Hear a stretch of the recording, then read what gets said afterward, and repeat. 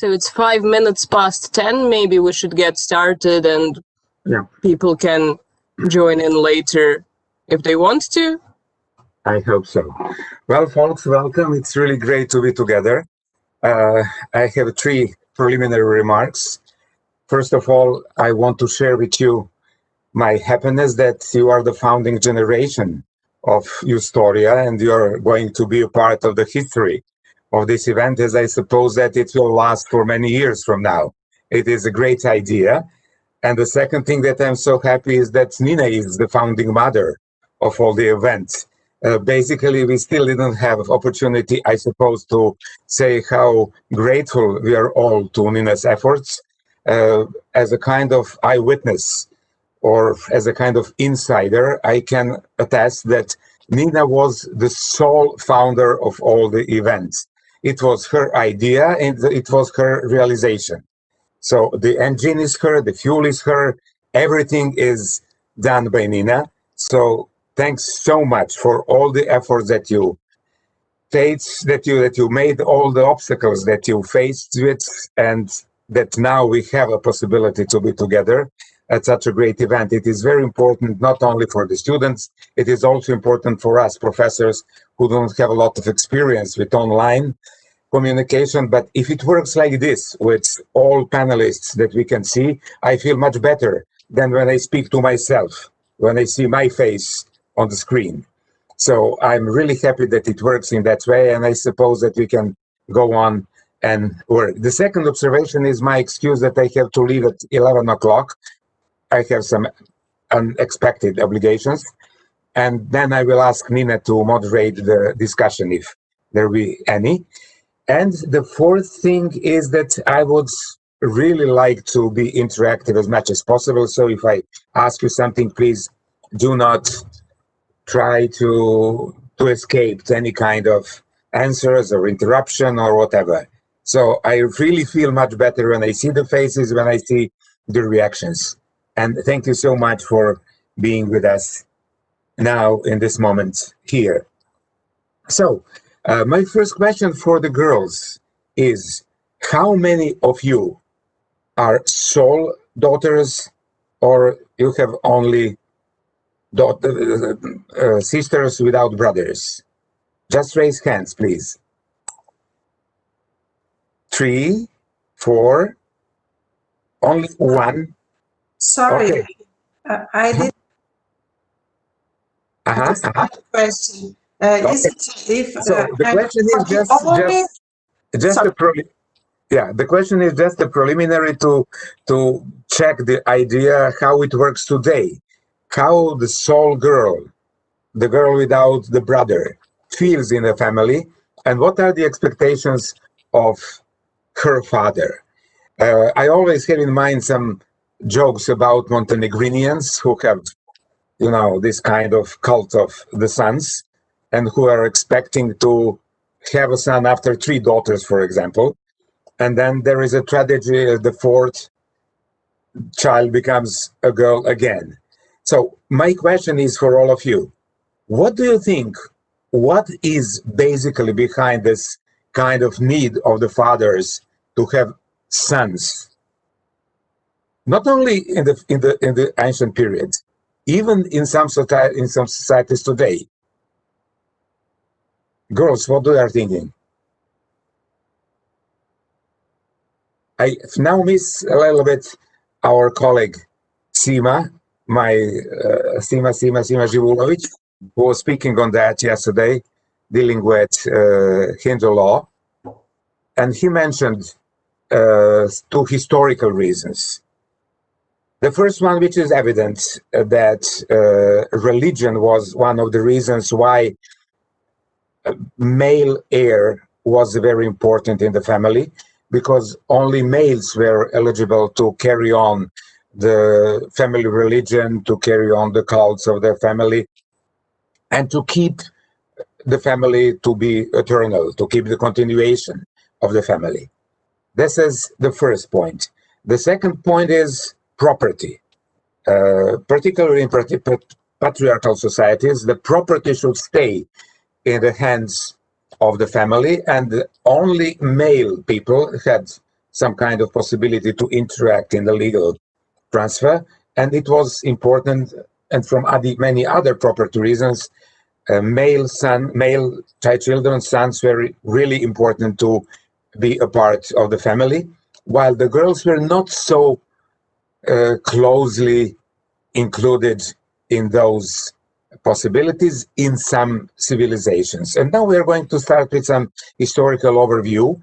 I will start with Roman law, because Romans had a very specific situations. They simply, particularly in the first centuries of the development of the Roman law, they simply did not count on the girls.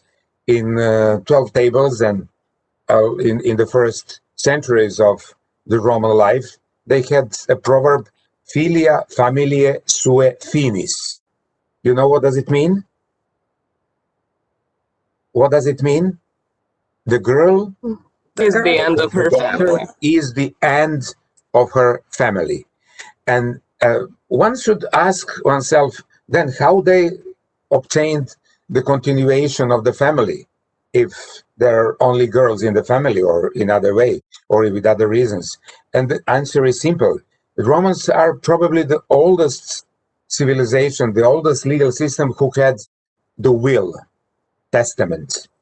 Already in 12 tables, we can see that there is a word testatus, si intestato moritur. That means if somebody died without the testament.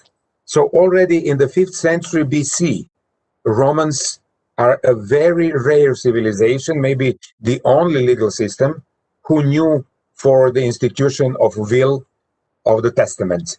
And the testament helped in those situations.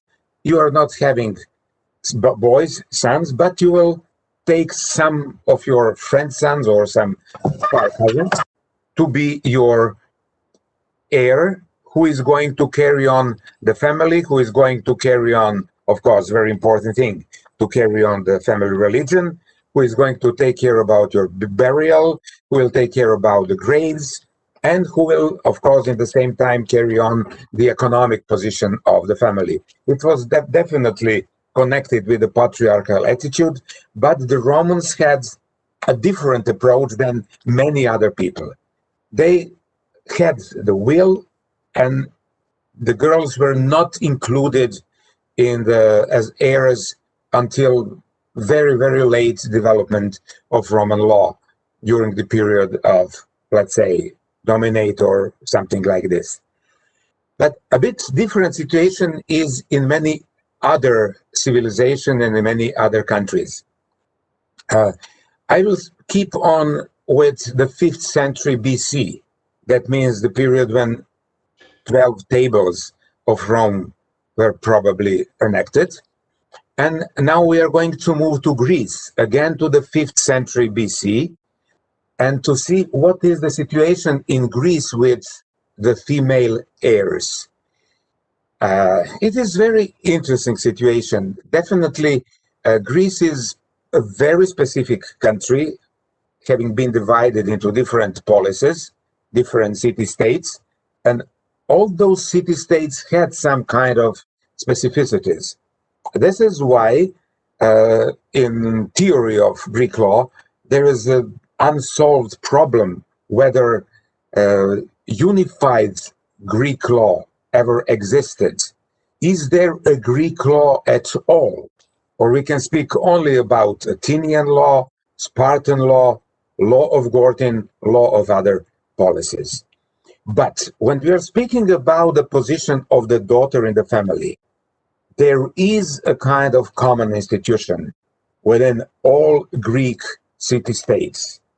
This institution is called epikleros.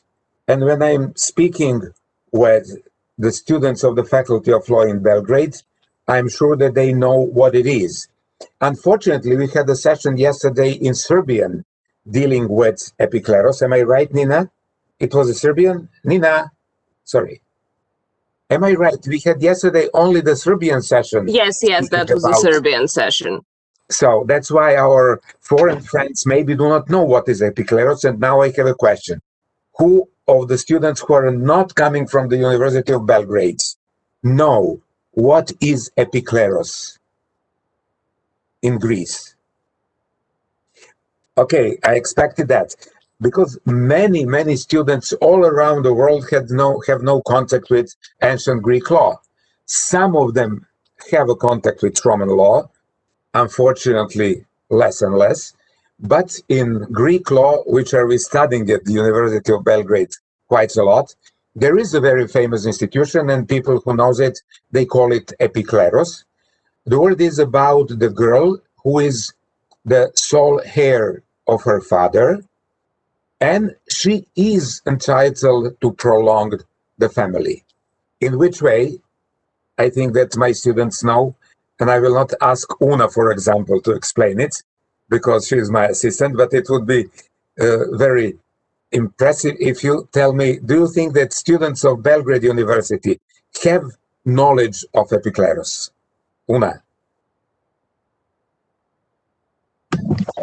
Well, I think they do, because we teach them in classes about epikleros, and we make comparisons between the position of the daughter heir in Gortin and Sparta and Athens. Exactly. Thank you so much. That's the point. So, what is epikleros? In our translation of the flyer for the meeting, the translation is daughter inheritance or something like this. And the problem is really very important with the title. In Serbian, I personally translated it as ćerka naslednica, daughter who is inheriting. But it is wrong. Definitely. She does not inherit, basically. What is the etymology of the words? Different three words in three legal systems. In Athens, epikleros means the one who goes with kleros. And what is kleros? Kleros is family property. That means she is attached to the family property. No idea that she is an heir. She is basically a part of the kleros. In Sparta, there is a term patrouchos, and in the city of Gortin, at Crete, you will see a little bit later Gortin, the term is patroiokos. What is the etymology of those words? Definitely, the first part is pater, patroiokos, and the second part is oikos. Oikos is in ancient Greek family. That means patroiokos, the one who cares about father's oikos. No mention in the title of the institution, there is no mention of her position as an heir.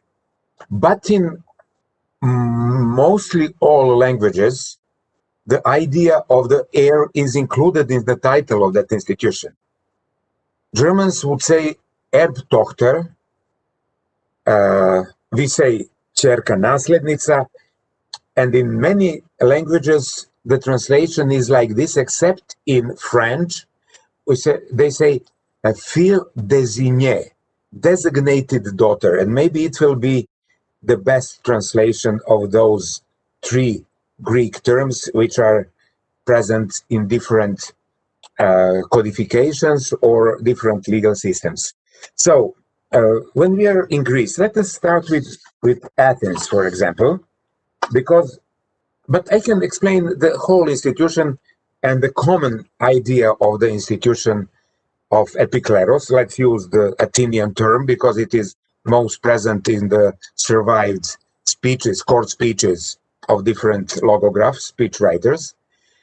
The idea is that the daughter can continue her family, but in that way that she is obliged to marry the next of the kin, or even worse, her uncle. Basically, the idea was that she can continue the family, but not with the husband who is a foreigner. She should be married for the person from the same family as her father is, from the father's closest relative. That means his brother, or better to say, uncle of the daughter of the epikleros, because she should bring a child of the same blood, of the same family blood. The idea is the same in Sparta, in Gortyn, but there are then some differences. What is important is that in all Greek city-states, there is the same institution. And this favors the idea that it is possible to speak about the unity of Greek law, but other school of thought says, no, there is no unity because, you see, already in Sparta, Athens, and Gortyn, where we know best, when we have the best data about epikleros, there are some slight differences. Then the answer comes, okay, there are some slight differences in the details, but the general idea is the same. The daughter can prolong the family, but if she bring a male offspring of the same blood, okay? This is the general idea of epikleros in Greece. Now I will ask Nina to have a slide of Gortyn to explain a few words about this kind of details that we have in our collective historical memory. We know you can see it, right? Yes, we have it. Thank you. Okay. We have a lot of information about Athenian epikleros, as I said, from the preserved court speeches. We have hundreds and hundreds of court speeches which are speaking about different inheritance cases where epikleros, the daughters, were involved. They are dealing with the idea who has a right to marry epikleros, which cousin is entitled to marry her, and many, many other legal problems are quite solved owing to the Athenian sources, maybe mainly those literal sources, that means preserved court speeches. But in the city of Gortyn, of course, just to say in a word, from Sparta we have nothing. There are no many sources from Sparta. We have only descriptive sources from the historical scripts, mainly coming from later centuries. So all our knowledge about the Spartan law is very poor and very unsecure. But then on the contrary, we have a very important and I would say precious source coming from the island of Crete. At Crete, there is a small city which was called Gortyn in the north part of Crete, near to Knossos. And the students and professors of Faculty of Law had the opportunity a few years ago to visit that site. Basically, you probably didn't know, who are not coming from the Faculty of Law from Belgrade, that the Code of Gortyn is the oldest survived code of European culture. We are always thinking about 12 tables in Rome, of course. You know for the 12 tables, but did they survive? No, of course, we do not have 12 tables. We have only some reconstructions of it, which are more or less faithful or not. Not faithful, but let's say relevant or quite acceptable. On the contrary, the only source which is still standing in the place, speaking about the ancient codes and ancient law in Europe, is the Gortyn Code coming from, as I said, Crete. And you can see now in the bottom of the picture, 4 stone blocks, big stone blocks. Maybe you can recognize 4 levels of those stone blocks, which have inscriptions. Altogether, there are 12 columns of about 50 lines. Could you imagine how many norms are inscribed on this wall? And fortunately, there is quite a lot about the epikleros, or they will say patroiokos. The institution is the same, the idea is the same. The daughter should marry, yes, thank you, Nina, so much, Maybe you can now recognize even some letters on those stone blocks, and it is now completely reconstructed and read. In the beginning, there was a problem because it is a very specific kind of writing, which is called boustrophédon. One line goes from left to right, and the second line goes from right to left, and it goes on then like this up to the end of the column. This name boustrophédon means like an ox when he is working in the fields, come to the end of the property and then he just turns back. After some problems in decipherment and then the explaining of the text, now we have a complete insight in the substance and in the meaning of the norms. We have no dilemma about the meaning. We can only have dilemma about the explanation of some issues, and the let's say kind of examination of Gortin law is still on, although now I can say that maybe 9% issues about Gortin law we have completely covered with the literature, and there is quite a lot of common opinion in many issues.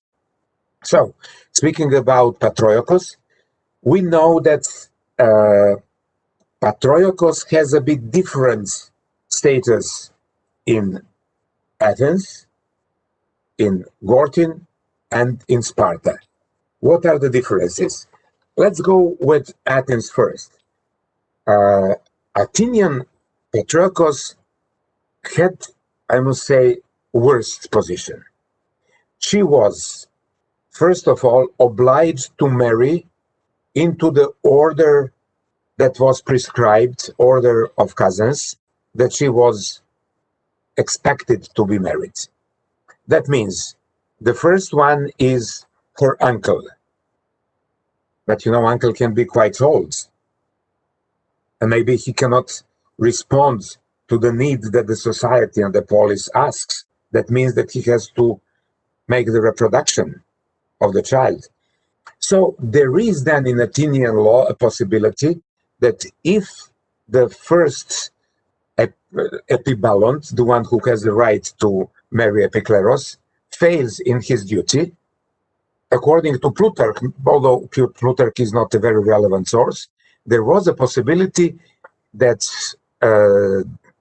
daughter or epikleros had a right to, or better to say, some male person can sue the father, or sorry, the uncle, who does not do what is expected of him, and then it is possible to have a divorce and to marry for the younger cousin. That means for the next of the kin, or to say for the closest relative, male relative in the family. The point is that she should bring an offspring from the strictly, let's say, defined person, strictly defined person by the law. There is a slight difference in Gortin. Gortinian epikleros should marry for the uncle, but there is a possibility to escape it, and she is not completely obliged to divorce if she is already married. I forgot to say that in Athens, if epikleros is already married, she should divorce, and then she has to marry her uncle or her next of the kin. But in Gortin, if she is already married, and if she has a male child, then she is not obliged to divorce, and her male child is entitled to carry on the family. Completely the same as in Athens. And in Sparta, we have the same situation, even better. In Sparta, epikleros had quite a wide possibility to choose the one who is going to marry her, and she had the widest property rights. In Athens, epikleros had no property rights. In Gortin, she had some. For example, she had right to pledge, to use the property, but not to alienate it. But in Sparta, it seems that girls' heirs, epikleros or patrouchos, were entitled to be real owners of the property of their father and to continue family with their property that they have. What was the point with, let's say, Gortinian solution? The point was that father usually selected the bridegroom of her daughter, of Epiclerus. And then by selection of his son-in-law, he in a way selected someone whom he would like to have as a possible father of his grandchild. The idea is very, very strange. When the daughter gives a birth to a son, he is not considered as a son of his biological father. He is considered as a son of his grandfather. So the son of Epicleros is continuing the family. Epicleros and her husband served just like a transmission between the grandfather and the grandson, who is then going to carry on the family with the full family blood. He will have the blood of his grandfather through his brother, uncle, or kin who was in intercourse with Epicleros. A very specific institution, and I must say, mainly it is only Greek speciality. We cannot find a lot of examples of that kind in other civilizations. Maybe something similar could be found in Hindu law, and I think that yesterday Sima Avramović, if you remember that lecture, he mentioned the institution which was called Patrika Putra. I think that first of all you will have the association on word father, pater. In Greece you have patrouchos, patroiokos. In Indian Manu code of Manu, it is Patrika Putra. Patrika is daughter, and Putra is a son of the daughter. So it was a very strange terminology. We do not know a lot about the substance of the institution, but what we know is that in the ancient Hindu law, it was a kind of limit on the 3 generations who could marry the daughter without, and who can carry on the family first. If they are alive, they are going to carry the family. Son, grandson, and grand-grandson. But then in Manu law, there was some kind of extension to the 4 generations in order to avoid the daughter, in order to have some male offspring who is going to carry the family cults, and of course, the family property. Is it possible to have 4 generations to continue the family? Of course it is. If you have in mind that in those times in India, like our gypsy people all over the world are usually married or having a child in 15. That means that in 30 you can be already a grandfather. In 45 you can be grandfather, and in 60 you could be grandfather.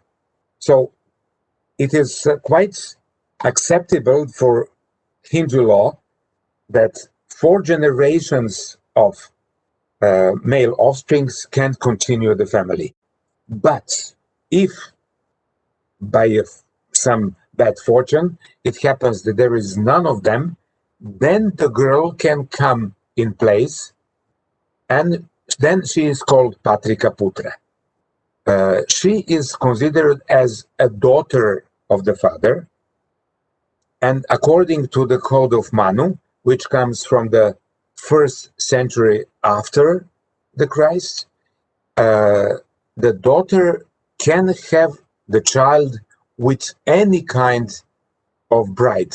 If she is already married, and if her child, I mean son, is already existing, the son of the daughter is considered as a full heir of his grandfather. He is entitled to carry on the family rights, the family religion, to take care of the graves, and to take all kind of measures and to fulfill all the duties that a male relative, I mean the son, the grandson, the grand-grandson, should perform. Although differently than in Greece, he is not considered as the son of his grandfather, but he is accepted as the son of his biological father, and that's why it is not completely the same as epikleros in Greece, but there are some similarities, definitely. And then let's come much closer to our times, and let's compare some institutions from our neighborhoods. In some parts of Montenegro, and particularly in Albania, there is an institution which was made, a movie was made with the name Virgina by Srđan Karanović, speaking about the daughter who is continuing the family. This is the story about the girl who is without brothers and who is from the very beginning of her life designated to continue the family.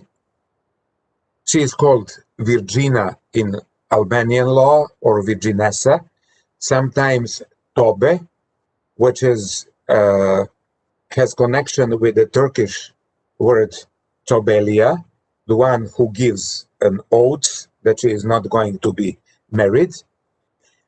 And in Montenegrinian tradition, those girls are called Blagarica, the one who cares about blago, about the property, very similar to Athenian epikleros or patroiokos, the one who takes care about kleros, property, or about oikos, about the family.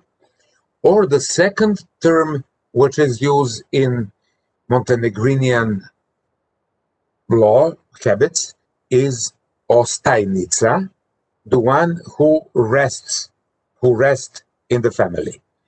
There are some slight differences between Albanian institution and the institution in Montenegro. In Albania, Virginas have some similar elements in different parts of Albania, and those are connected mainly with the idea that they are devoted from the early childhood to be the male, to make a kind of social change of their identity. But it is not only the social change. They try to perform a kind of physical change in their look. From the very childhood, the girls are citing their breasts in order not to develop the element which could recognize, according to which they could be recognized as a male. They started from the very early childhood to play the boys' games.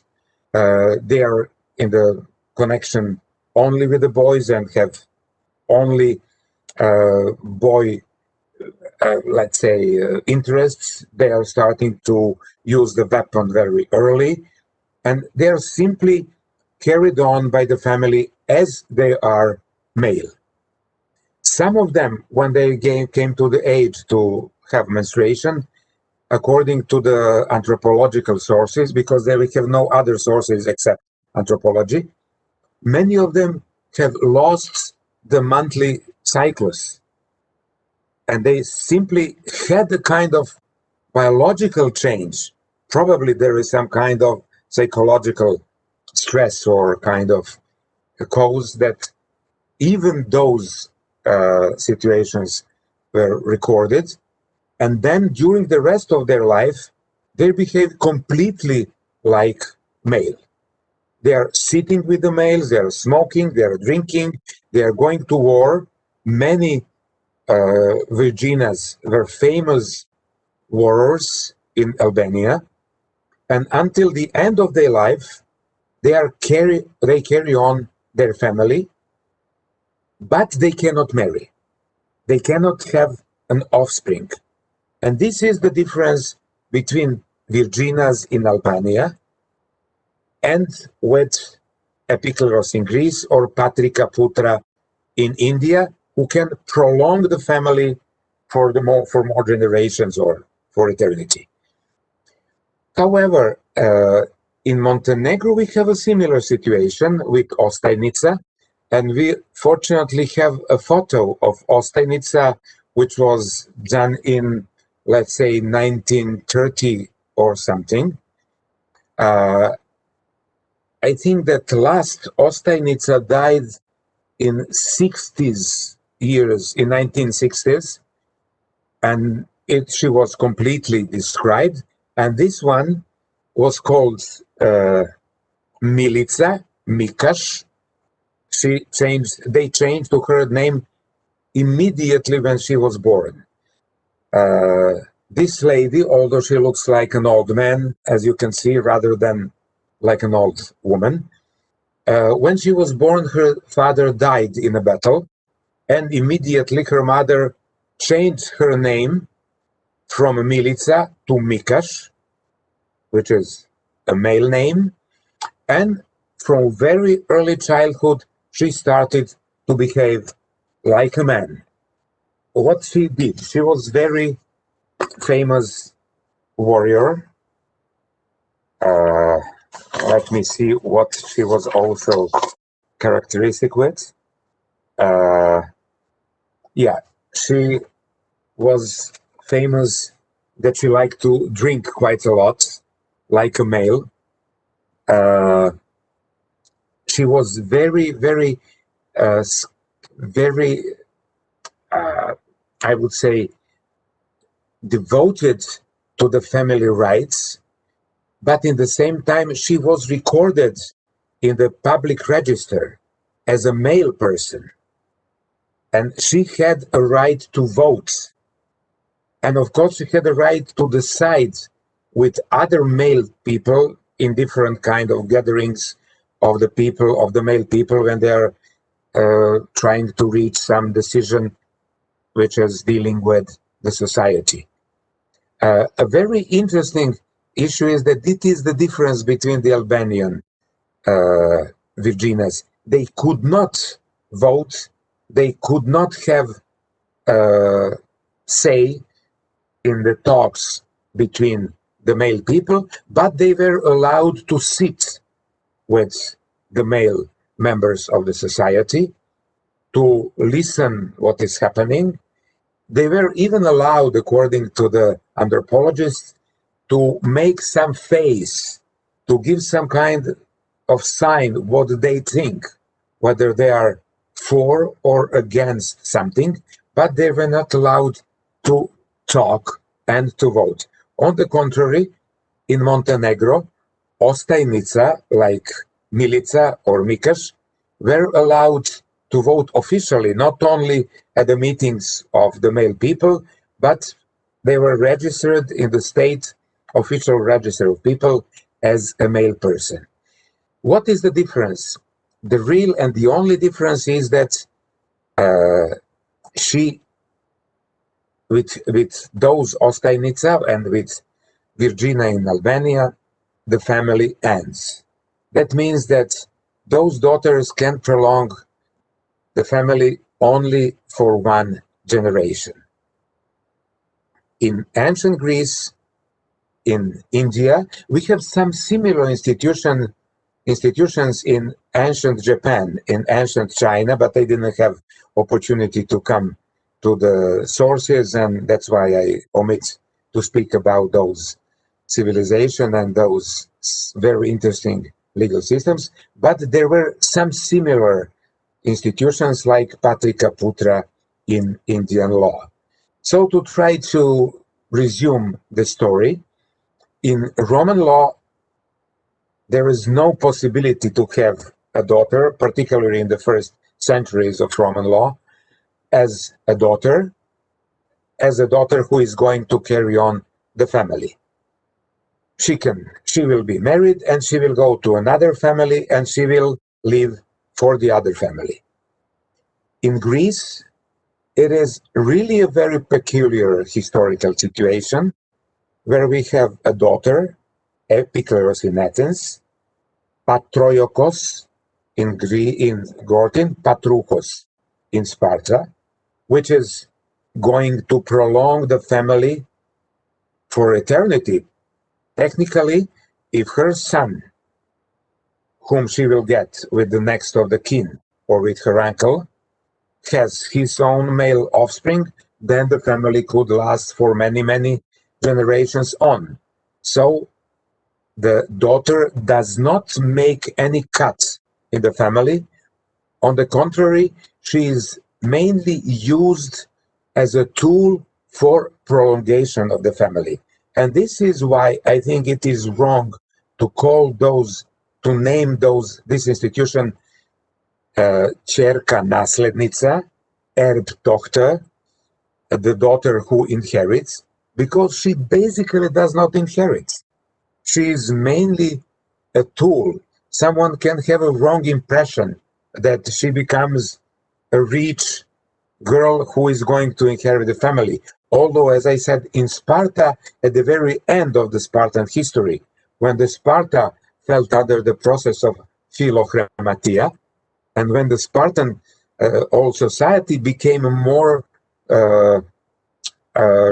let's say, interested in money earning, that means 4th century, middle of the 4th century BC. In 5th century, there was no money value. Maybe someone can remember that in some museums in Crete, you can see a big blocks of the metal, which was used as the money. So basically, there was no kind of market. But in middle of the 4th century, the money came into the circulation, and then Aristotle at least gave us a witness that 2/3 of the fields was in the hands of heirs, of female heirs of Epikleros. So then we can conclude that Athens really had a very specific position of Epikleros and the Greece as a whole, because they can help the family to survive. They can keep the family rights, the family property rights. They can keep the family social position. And most of all, the religious reason is probably above all. They could take care about the religion while they are alive, and after that, their son and then the male offspring of the son will continue the family rights, the family religion, the family cults. It is something very similar in modern Serbia with Serbian specific habit, slava. For those who are not connected with this habit in Serbia today, Slava is a Saint Patron Day, which is celebrated by every family, Orthodox family in Serbia. And the Slava is inherited by the male line. Daughters do not inherit Slava. When they marry, they go into another family, and then they have to take care about preparing the Slava of their husbands. Of course, it is just a slight parallel, not a comparison, but the idea is nearly the similar, that the daughter cannot prolong the religious cult as the son can and has to. In that sense, Albanian and Montenegrinian case of Ostajnica and Virginia is a bit different. They do not prolong the family, but they do prolong it only for one generation. And after all this story, I would like to share with you the question, why today, even today, after so many centuries, when the moment comes that the girls want to get into marriage, they usually have to consult with their fathers. I personally had that experience. My wife, who is coming from a Montenegrinian family, prestigious Montenegrinian family, Strugar, asked me, would you mind if I add to my family name the family name of my father? Well, to be completely sincere, I said, well, let me think about it. So I was completely decisive. Of course, I didn't say no, because if I said no, I knew that the result will be yes. And I told her, why shouldn't you ask your father?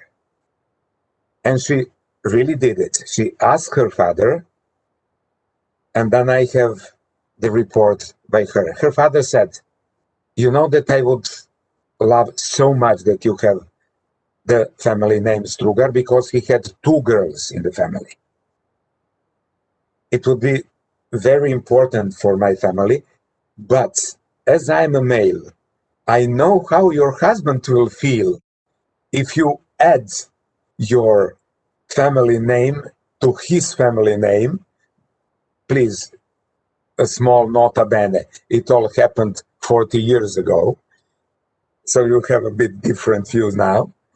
But then she decided the last day.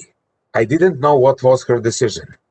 Her decision, I have heard when we came to the place where we were obliged to come, to the municipality, and when, what is the word for matiča? The officer asked us, what is going to be your name, your family name?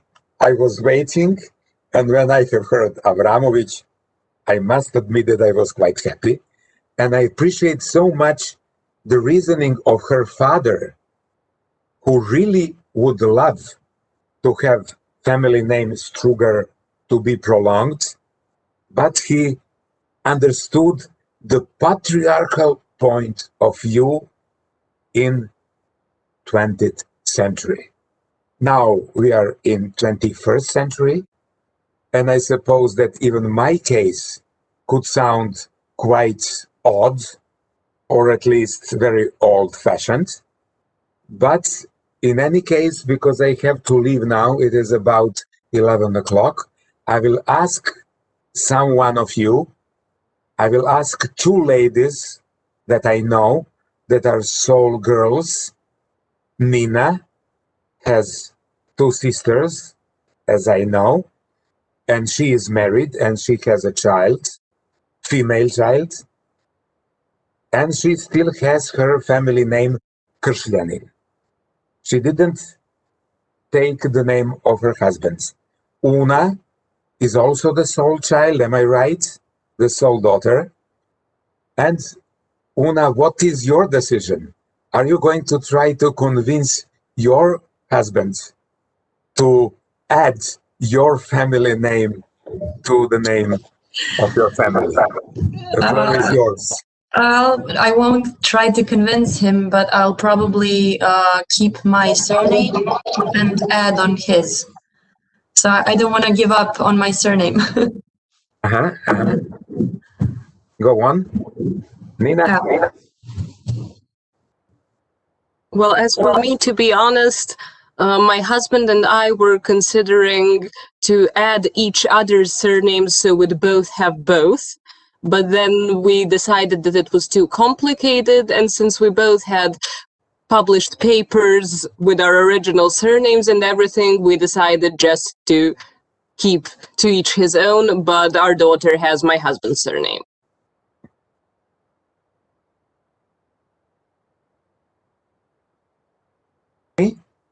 Okay. You were muted. I unmuted you, but please repeat what you said because we didn't hear. Yeah. So you can see that even in the 21st century, the question of the family name appears. In the 20th century, it was quite important. My mother would never think to ask her husband, what kind of family will I have?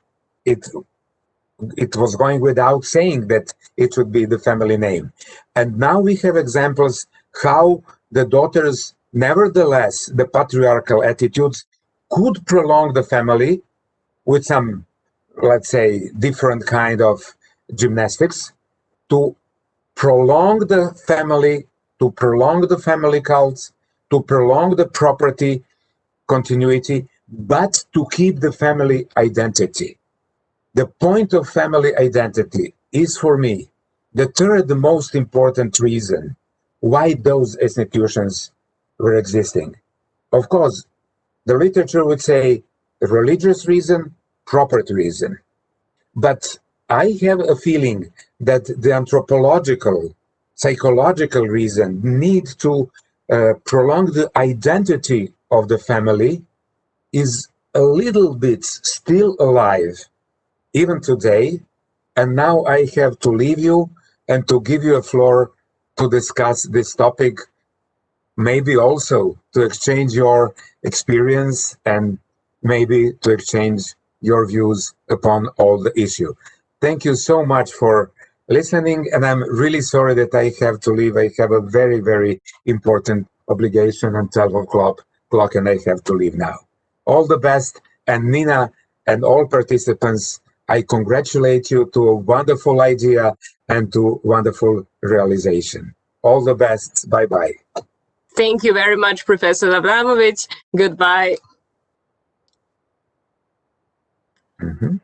So the professor is leaving us, but we still have an open floor for discussion. Many interesting questions were raised. Does anyone have a question or a comment?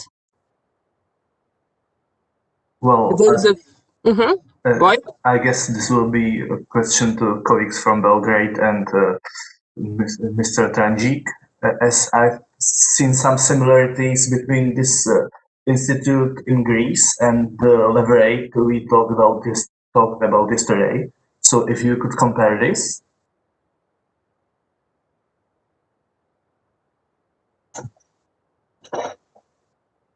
Well, certainly Leverage is an institute that is similar to what Professor Avramowicz was talking about.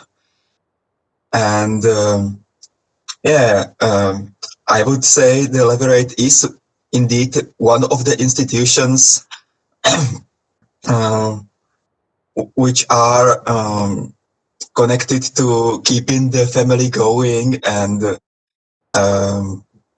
especially, for example, in Israel, where the children of the widow and her brother-in-law were considered to be children of the man who has died before he could have them with her wife.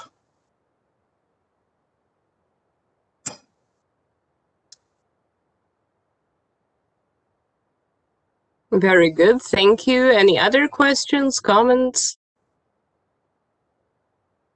I might have one thing to comment myself, and maybe Voya could help me. Maybe he knows a little more about that, because legal anthropology is more his line of thought.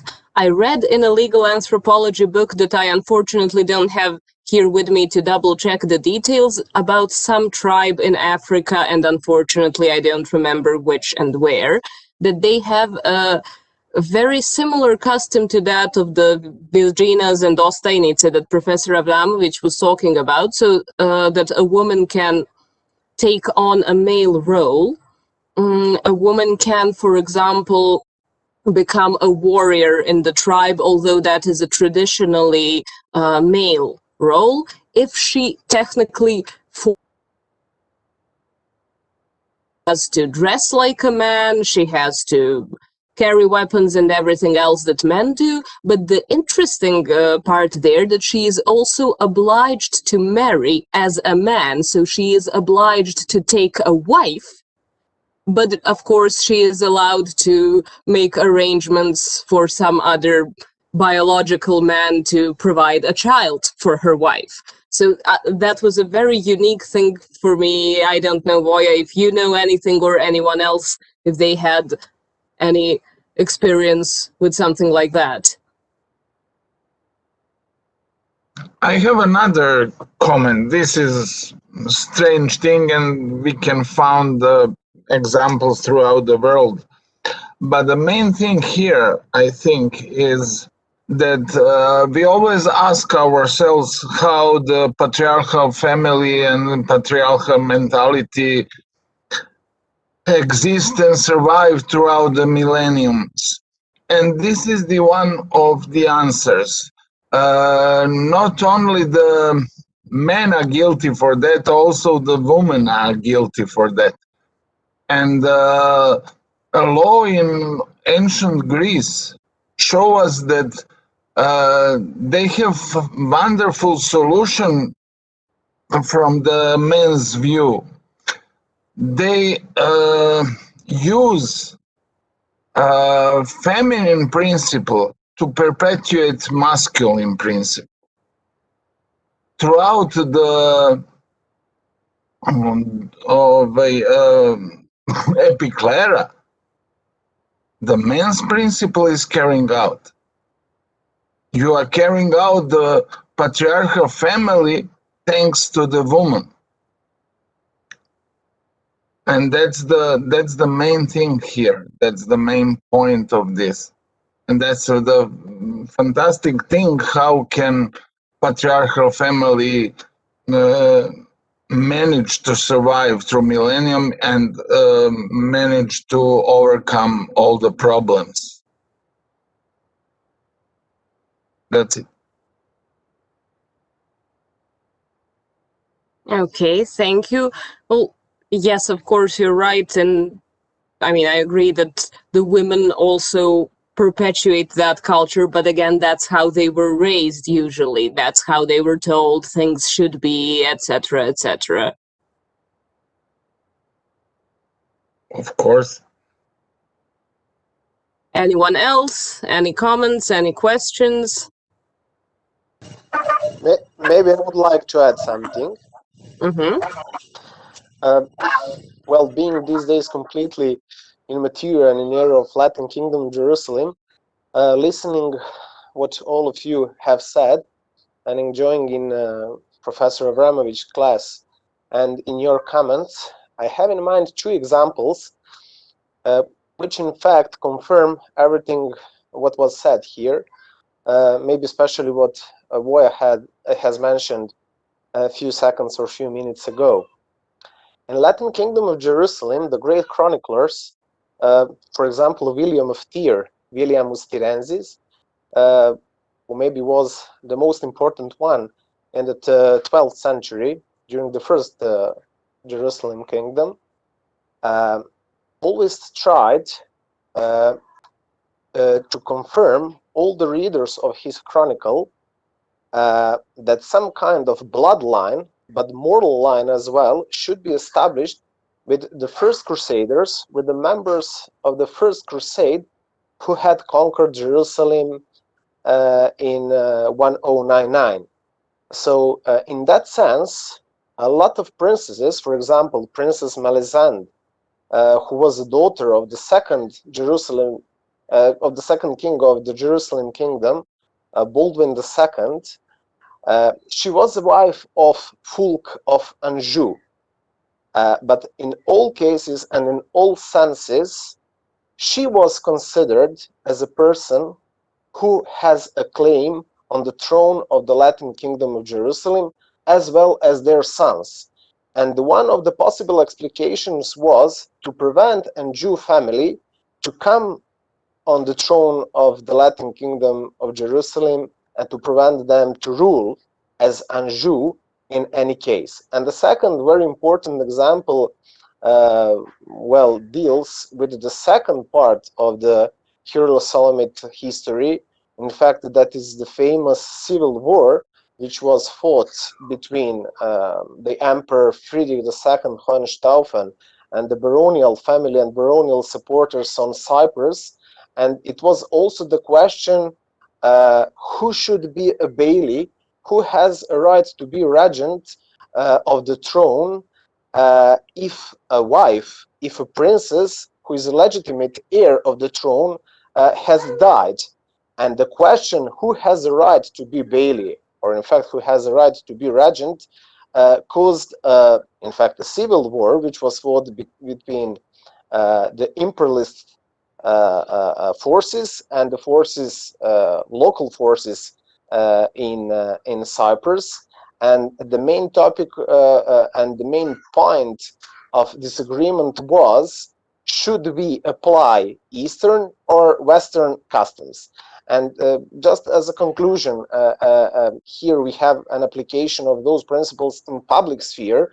Everything what was told by Professor Avramowicz and all of you maybe prevails in private sphere, but if we take a look on geographically on areas where all of those were happening, we can see that in almost all cases we are dealing with some eastern parts of the world.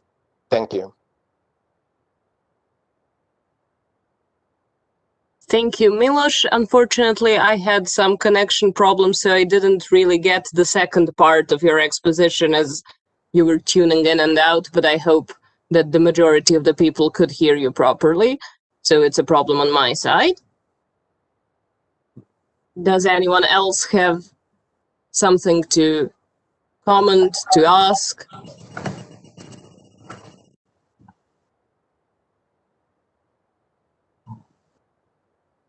So feel free to just turn on your microphone and say what you want.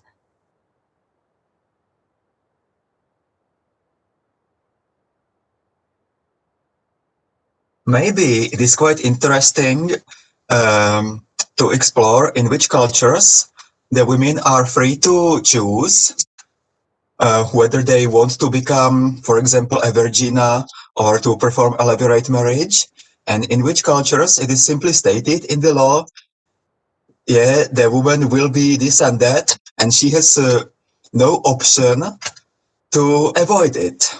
Yeah, for example, in many African societies, the levirate marriage is possible, but if the woman doesn't want to do it, then she doesn't. Whilst in old Hittite Empire, there was a law, yeah, a woman marries her brother-in-law. He could not avoid it, she could not avoid it, even if the two of them hated each other.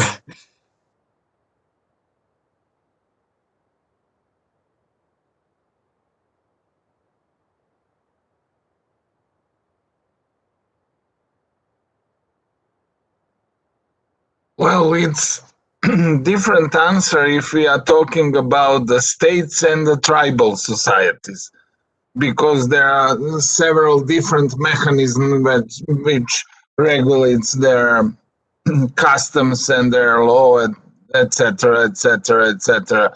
So levirate is also a manifestation of patriarchal culture and patriarchal society, so we can trace it throughout the history and throughout the world, and even today in some remote tribes and cultures, etc., etc. So this is not the same thing. If the law says something, this is the law. If the tribe says something, this is more custom or tradition or other things.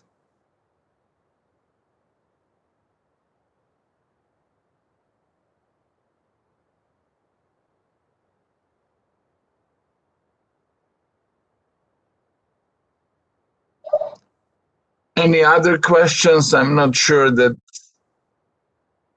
Nina, can you hear us? I can hear you right now, though I'm having some slight connection issues. Maybe we should try reducing the number of active cameras for the next session, so to have just the speakers active with their camera. Maybe that's overloading my bandwidth. Does anyone else have something to say? If not, maybe we can take a break now.